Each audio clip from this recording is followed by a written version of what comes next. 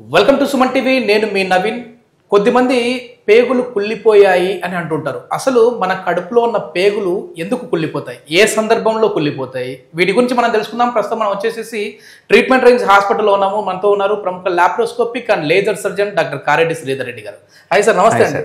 Sir, off the record మీతో sir, పేగులు కుళ్ళిపోవడం ఏంటి సార్? చాలా మంది మీరు ముందే వచ్చింటే బాగుండేది, ఇప్పుడు పేగులు కుళ్ళిపోయాయి అంటుంటారు. అంటే ఏ సందర్భంలో పేగులు కుళ్ళిపోతాయి? సో పేగులు కుళ్ళిపోవడానికి చాలా కారణాలు ఉంటాయి. ఎందుకంటే పేగులకు కూడా మనకు బ్లడ్ సప్లై ఉంటుంది.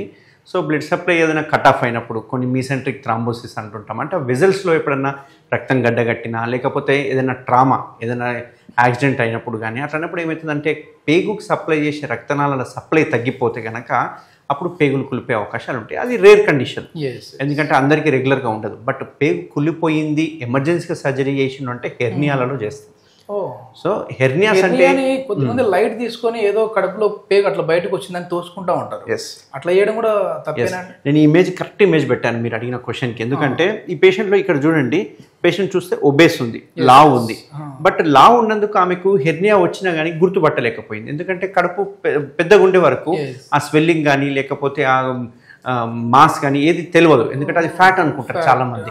ఫ్యాట్ అనుకుని ఆ ఫ్యాట్ని ఇట్లా మసాజ్ లాగా చేయడము, తోమడం ఇట్లాంటివి చేస్తుంటారు ఊళ్ళల్లో. తొమ్మిది వరకు ఆ పేగు లోపలికి వెళ్ళిపోయే వరకు వాళ్ళకి కొంచెం నొప్పి తగినట్టు అనిపిస్తుంది. బట్ అది హెర్నియాని గుర్తుపట్టడానికి వాళ్ళకి టైం పడుతుంది. ఎందుకంటే ఇప్పుడు బక్కగా ఉండేటోళ్ళకి అనుకోండి, దగ్గిన చేసినా పేగు కనిపిస్తుంటుంది.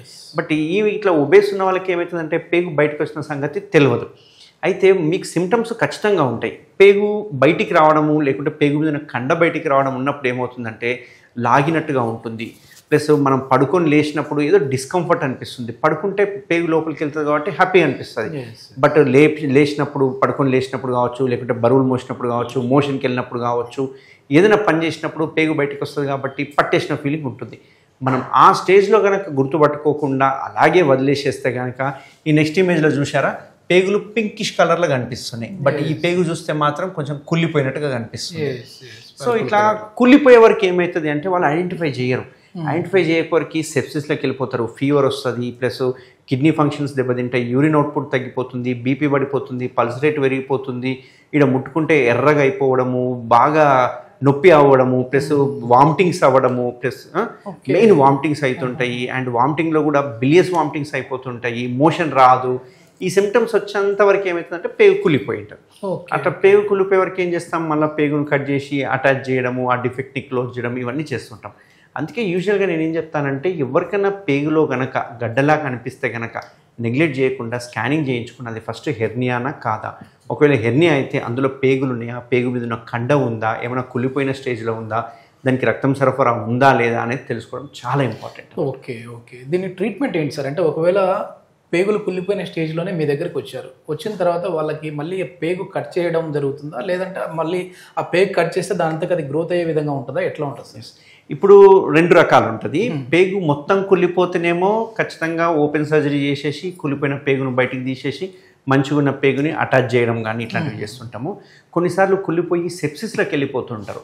అట్లాంటి వాటికి ఏం చేయాల్సి వస్తుందంటే, ఒకవేళ అబ్స్ట్రక్షన్ డెవలప్ అయిపోయి పేగంతా బాగాలేదు అంటే ఆ పేగంతా తీసేసి ఒకవేళ అతికిస్తే అతుకుతుందా లేదా అనేది మనం ఐడెంటిఫై చేసుకొని, ఒకవేళ అతకదనే డౌట్ అనిపిస్తే కనుక పేగును బయట పెట్టడం కూడా జరుగుతుంది అన్నట్టు. సో పేగు బయట పెట్టిన తర్వాత మళ్ళీ ఒక 6 వారాల తర్వాత పేగును కలపడం జరుగుతుంది. కొన్నిసార్లు మనకి వచ్చే పేషెంట్ ఎట్లా ఉంటారంటే ఇంపెండింగ్ గ్యాంగ్రీన్ అంటాం. ఇంపెండింగ్ గ్యాంగ్రీన్ అంటే అప్పుడప్పుడే కలర్ చేంజెస్ అవుతూ ఉంటాయి. అట్లా కలర్ చేంజెస్ అయ్యేదానికి మనము వితిన్ 6 అవర్స్లో కనుక సర్జరీ చేసుకుంటే కనుక పేగును కాపాడవచ్చు కుళ్ళిపోకుండా. పేగును కాపాడడము, మళ్ళీ ఆక్సిజన్ సప్లై ఎక్కువ ఇచ్చేసి బ్లడ్ హాట్ వాటర్లో మనం ఇది చేసుకుంటే కనుక పేగులు మళ్ళీ రీగెయిన్ అయ్యే అవకాశాలు ఉంటాయి. అట్లాంటి వాటికి మనం ఏం చేస్తామంటే, ఫస్ట్ ఒక లాప్రోస్కోపిక్ మెథడ్ ద్వారా ఒక పోర్ట్ వేసి మనం లోపల పేగు కుళ్ళిపోయిందా లేకుంటే కుళ్ళిపోయే స్టేజ్లో ఉందా అనే దాన్ని డిసైడ్ చేసుకొని మనం పేగును లోపలికి అనేది జరపడం జరుగుతుంది. ఇక్కడ మీరు గుర్తుపెట్టుకోవాల్సింది ఏంటి అంటే, పేగు కనుక కుళ్ళిపోతున్న స్టేజ్లో ఉన్న పేగు కుళ్ళిపోయినా మెష్ చేయం. ఎందుకు అంటే మెష్ చేస్తే అది ఇన్ఫెక్ట్ అయ్యే అవకాశాలు ఉంటాయి. కాబట్టి మనం ఫస్ట్ పేగును కాపాడి ప్రాణాలు కాపాడిన తర్వాత ఒక 6 వారాల తర్వాత డిఫెక్ట్ని క్లోజ్ చేయడం జరుగుతుంది. అది కూడా కంప్లీట్ లాప్రోస్కోపిక్ మెథడ్లో జరుగుతుంది.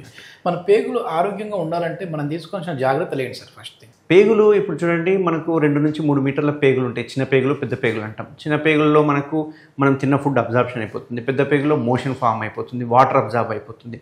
పేగులు అంటే గట్ హెల్త్ ఏదైతే ఉందో గట్ హెల్త్ చాలా ఇంపార్టెంట్. సో మనం తీసుకునే ఫుడ్ కానీ ఇవన్నీ కంటామినేటెడ్ లేకుండా హెల్తీ డైట్ తీసుకోవాలి.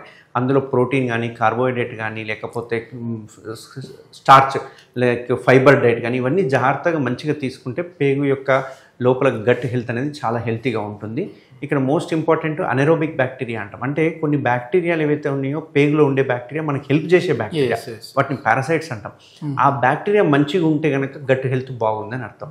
అందుకే అప్పుడప్పుడు మోషన్స్ పెట్టినప్పుడు కానీ లేకపోతే ఏదైనా స్టమక్ అప్సెట్ ఎట్లా అయినప్పుడు ఖచ్చితంగా లాక్టోబాసిల్లస్ కానీ ఇట్లాంటి టాబ్లెట్స్ తీసుకోవడం వల్ల గట్ హెల్త్ అనేది ఇంప్రూవ్ అవుతుంది అన్నట్టు. ఓకే ఓకే, ఇది మొత్తానికి ఏంటంటే ప్రతిదీ కూడా మన చేతిలోనే ఉంటుంది, మన ఆరోగ్యం ఏ విధంగా ఉండాలని. సో మనము దాన్ని అనారోగ్యం చేసామనంటే, అంటే మన పేగుల్ని మనం అనారోగ్యం చేసామనంటే మాత్రం లాస్ట్కి ఇట్లా పేగు కుళ్ళిపోవడం జరుగుతూ ఉంటుంది, సర్జరీ వరకు వెళ్ళే అవకాశం ఉంటుంది. కానీ ఇట్లాంటి సందర్భంలో కూడా సరే భయపడాల్సిన పనే లేదు. లాప్రోస్కోపిక్ ద్వారా మనం అద్భుతమైన టెక్నాలజీతో ట్రీట్ చేస్తూ ఉన్నాము, ట్రీట్మెంట్ రేంజ్ హాస్పిటల్లో అని చెప్పేసి డాక్టర్ గారు చెప్తున్నారు. దీనికి సంబంధించి ఫర్దర్ ఇన్ఫర్మేషన్ ఏదైనా కావాలంటే హాస్పిటల్ వారి కాంటాక్ట్ నెంబర్ ప్రొవైడ్ చేస్తున్నాం, మీరు నేరుగా వారితో మాట్లాడచ్చు. Thank you sir. Thank you.